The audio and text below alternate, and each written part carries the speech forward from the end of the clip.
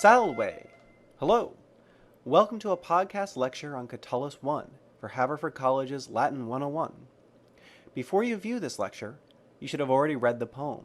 Once you are ready to begin, let's begin. First with a reading, then a translation, and finally we will move into interpreting this poem. Here's the poem read out loud. Try and follow along the best you can. Qui dono lepidum novum libellum erida modo pumic expolitum?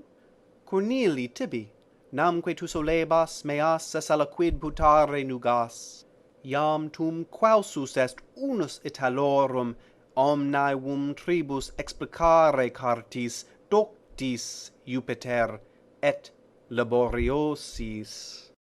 Qua rabet tibi quidquid hoc libelli qualicumque, quod o patrona Virgo plus uno maneat perenne cyclo. And now I will read a translation of the poem. I will read through it in its entirety first. Then we will go through it again, more slowly, and look at specific forms and constructions, before turning to some of the interpretive questions this poem presents. Here's the translation. To whom do I give this chic booklet, recently polished up with a dry pumice? Cornelius, to you. Since you were accustomed to think my trifles amounted to something, even when you dared, alone of all the Italians, to unfold the whole past in 3 papyri, learned, by Jupiter, and laborious.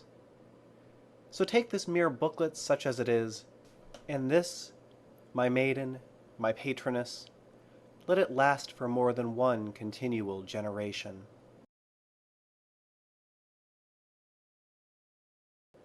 Now I will read through my translation again, slowly, so that you can see exactly how the Latin forms its meaning. To whom do I give this new chic booklet, recently polished up with a dry pumice?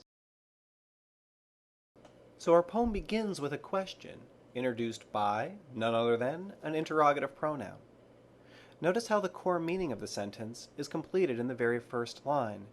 Indirect object, verb, with the implied subject, and direct object, and how this complete thought is then expanded in the second line. Expolitum is a perfect passive participle, agreeing with libellum. Since there is a passive verbal, we'd naturally like to know who or what the agent might be, and Catullus doesn't disappoint. There is an ablative of means right where we'd expect it, nestled before the participle. Let's move along to the next sentence, which begins, Cornelius, to you. Since you were accustomed to think my trifles amounted to something. Corneli is a vocative. Remember that the vocative of second declension nouns ending in ius is just long I. Tibi, in the dative, answers the question posed by qui at the start of the poem. Note the emphasis on Cornelius with the vocative and 2 personal pronouns, tibi and tu, in the same line. Solebas introduces a complementary infinitive, putare, in the next line, which itself introduces an indirect statement, consisting of an accusative and a modifying adjective, here positioned at the beginning and end of the line. Notable, remarkable in fact, but perfectly common in poetry. And finally, the infinitive esse and the object aliquid. The poem continues with a cum clause, slightly delayed by the introductory iam tum, both temporal markers. Our verb ausus est is indicative, so we know this cum clause suggests only that what Cornelius dared happened at the same time as when Catullus offered Cornelius his booklet. If there were a causal implication, since, because, or concessive, although, then the verb would of course be in the subjunctive. Ausus est, like solebas above, takes a complementary infinitive, which appears on the following line, explicare, with omne aevum as its direct object. tribus cartis explains how Cornelius unfolded the past, and so is an ablative of means, or perhaps manner. As in the beginning of the poem, the completed thought in lines 5 and 6 is then expanded by one more descriptive line. We saw this in line 2 before. Here, two adjectives, elegantly appearing at the beginning and ending of the line, enclose an address to Jupiter. The call on Jupiter should not be taken as a real prayer. It is like the English, "Dear God," an intense exclamation, but not an actual religious moment. The poem closes with 3 lines that explain what Cornelius can do with Catullus' booklet, in a hope that it will outlast its author. Habe tibi is an idiom meaning roughly take or consider. Quidquid hoc libelli is its object, with libelli a partitive genitive with an indefinite quidquid. This is a very common Latin construction. The lengthy qualicumque, enjambed on the next line, agrees with quidquid. Quad is a connective relative, which links its sentence very closely to the sentence that preceded it. It has roughly the same force as hoc, this, meaning this quidquid, this whatever of a booklet that Catullus is talking about. Virgo must refer to a muse, the poet's patrona, but the usage is unusual for Catullus and worth considering. At any rate, he prays, with the jussive subjunctive manayat, that this, the relative that began the sentence is a direct object of the verb, last longer. Plus, with the ablative of comparison, here elaborated in 3 parts, uno perenne cyclo. And so, there is Catullus 1, a short poem that introduces a collection, his booklet or libellum, and addresses a certain Cornelius. Now perhaps your first question might be, Cornelius who? Addressing a poem to Cornelius in Rome in the 1st century BC is a little like addressing one to Mike or John today. It's not exactly overflowing with information. Now your commentary will tell you who this Cornelius is. He's Cornelius Nepos, the first Italian author of a universal history. He's best known now for his biographies of famous men, both Romans and non-Romans alike. Like Catullus, Cornelius was from northern Italy, but their connection is deeper than that. Cornelius is learned, precise, painstaking, and innovative. He'd have to be to write a universal history in only 3 rolls of papyrus. We might say, then, that Cornelius is a prose version of Catullus, bursting onto the Roman literary scene, an outsider by birth whose brilliance has granted him access to the center of Roman society, which previously was the playground of only the senatorial elite, the Romans of Rome. Both are a new breed, the Romans of Italy, who in the aftermath of the social war are starting to press their social and their political rights in the face of the stodgy conservative Roman elite. Here then we see the importance of Catullus's choice of calling Cornelius the first of the Italians. A wider social consciousness is developing right before our eyes. And so Catullus doesn't dedicate his collection to a patron of the old elite. He's his own man, and he's arrived. So what tone does Catullus take in this poem? In general, it is light-hearted, with colloquial vocabulary and constructions supplementing a self-deprecating tone. We of course notice immediately that the narrative persona, I, dono, is present from the very second word of the poem. Although we can wonder whether we should equate this narrative I with Catullus, the historical individual, there is no doubting the intimacy present in the poem. It's almost as though we are reading a letter that came to us by chance, or perhaps eavesdropping on a conversation that Catullus had with his friend Cornelius. Let's look at the opening, dono. Even the indicative here hints at informality.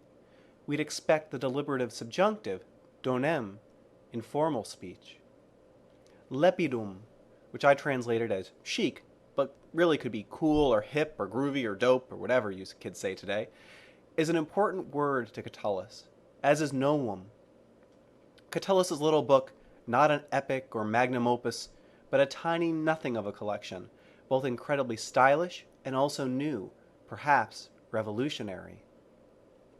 As often at the opening of a poem or collection, we have a statement of principles here, but Catullus is too clever to just say or explain what he is doing. Instead, he shows us. The colloquial style, the questions and answers, the diminutives, the parentheticals, the unelevated phrases are showing to us, proving to us, that lyric poetry can be about daily topics in colloquial speech. Catullus is showing how poetry, in short, doesn't need to be poetry with a capital P, but can be intimate and familiar while still being clever. And this is the importance of the second line of the poem, polished, elegant, expert. Catullus's intimate poetry will not be slapdash, but carefully considered. The poetry will be serious, even if the topic and the language may be silly, coarse, sappy, or vulgar. We can see the care lavished on this supposedly careless little poem best in the attention Catullus has paid to its meter and sound.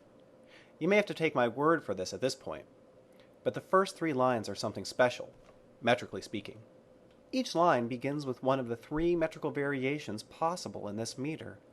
Qui dono, arida, corneli. An iamb, da-da, a trochee, da-da, and a spondee, da-da. And in fact, this variation itself is highly unusual. Catullus himself will not do something similar in the rest of his poems, and we know that his predecessors likewise avoided such patterns. Subtle? Sure, but undeniable, a joke or hint to his poetics accessible only to the initiated, and now, you. More immediately noticeable is the careful patterning of sounds that tie this poem together.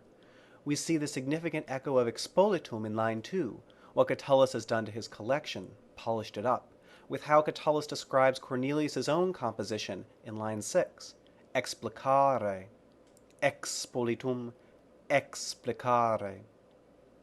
We also see it in the almost soothing cadences of M and N sounds that run throughout the poem, especially the sound emphasized in the first line, which then echoes throughout the poem, although it's eventually overtaken by N's. In the first line, lepidum novum libellum, then pumice expolitum cum italorum aevum quaecumque, and then in the end, uno maniat perenne. These are complemented by O sounds throughout. When the M and N's withdraw in the middle section of the poem, we have repeated S sounds, solebas, meas, esse, nugas, ausus es, unus, tribus, cartis, doctis, laboriosis. And we also perceive how hard C's and Q's start off the poem, subside, then return with a flurry in the more confident ending, where they are supplemented by a forceful P, patrona plus perenne. These patterns create a kaleidoscope of sound, a feast for the ears, that with great skill unite the poem into a single, coherent work. There is so much more we could look at in this poem, but for now, let's end where we began, with that little word libellum that begins our poem. The question of who gets it has been replaced by acting out of the giving of the booklet. Here it is. It's yours, Cornelius. But the poem doesn't stop there. The repetition of libelli is a false ending, and Catullus continues, first with a further deprecation, qualicumque, whatever it is. But then there's a change in style and tone. Suddenly there's an invocation of the muse after all, that most poetic and high style of effects, and a cautious, perhaps confident call that his little nothing of a booklet, that Catullus supposedly only gave to Cornelius, will in fact survive for one generation, uno cyclo, but also continually, perenne, forever. In this paradoxical ending, we have a perfect encapsulation of neoteric poetics. What seems on the surface trivial intimate is in fact a powerful statement of the poetic ideals so dear to Catullus and his peers, the so-called new poets, or poetae novi, a term hurled at them derisively by Cicero, but somehow I suspect that Catullus probably didn't mind. I'll leave you today with another reading of the poem. As you listen, try to understand the Latin as you hear it, and also appreciate the complex simplicity that animates Catullus's poetry. Qui dono lepidum novum libellum erida modo pumic expolitum? Corneli tibi, namque tu solebas meas es aliquid putare nugas. Iam tum quausus est unus Italorum omnium tribus explicare cartis doctis Jupiter et laboriosis. Qua rabet tibi quidquid hoc libelli qualicumque, quod o patrona Virgo plus uno maneat perenne cyclo.